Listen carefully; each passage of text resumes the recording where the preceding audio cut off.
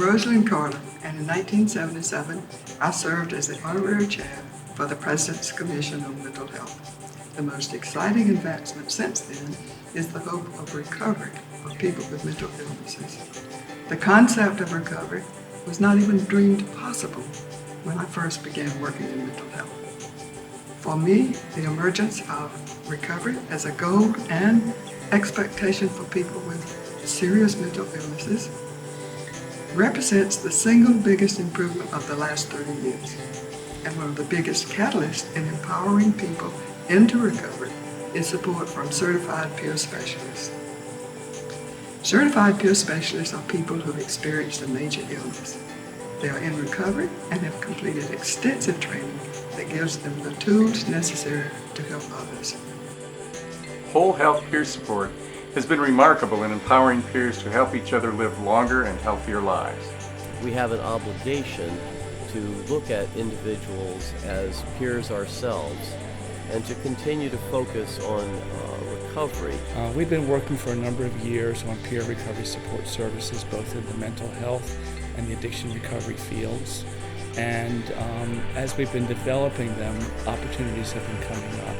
I think, first of all, I'm a believer in what the leader cares about tends to happen in organizations, in movements, and in associations.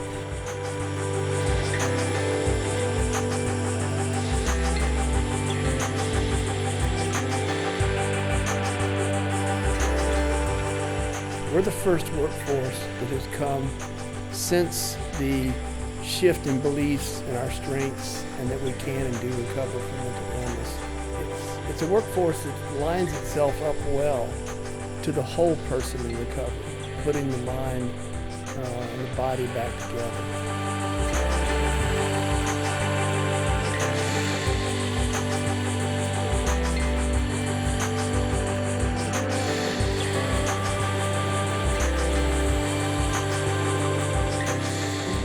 Peers, being health coaches, being peer bridgers, being people who teach whole health is key to our future.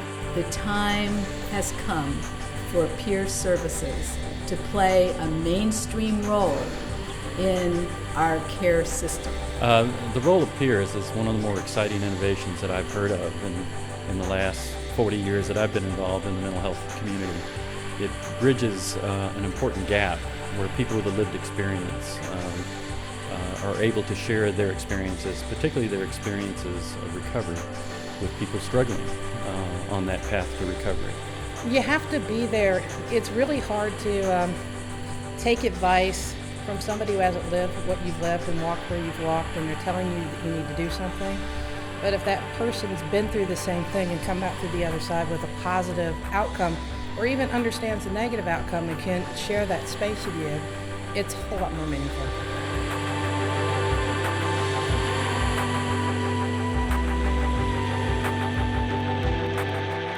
Well, ultimately, most of health occurs outside of doctors' offices, and so it's going to be necessary to help people improve self-management of their illnesses and also prevention. And peers are a logical part of the workforce to be able to do it, and increasingly a part of the workforce who is doing it.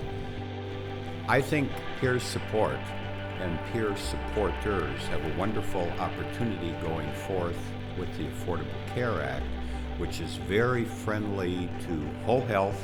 It's very friendly to peer integrated services. It's very friendly to patient-centered care. We are developing focus groups to go out to the community, and when I say we, I mean peers and family members are going out, they're developing the questions, the format, and they're going out to the community and engaging them to hear what the values and what they would really like to see in integrated care. This is the time at which we can influence the regulations, the strategies that state and federal governments are putting in place to address care for people with chronic disorders, including mental illnesses, and the ways in which those services and those supports are delivered. At a time when we really need to take a look at our entire mental health workforce needs, this is an exciting innovation. The fact that it's now moved into the evidence-based realm adds to the attractiveness of peers as a workforce that states throughout the nation should be looking at as very viable.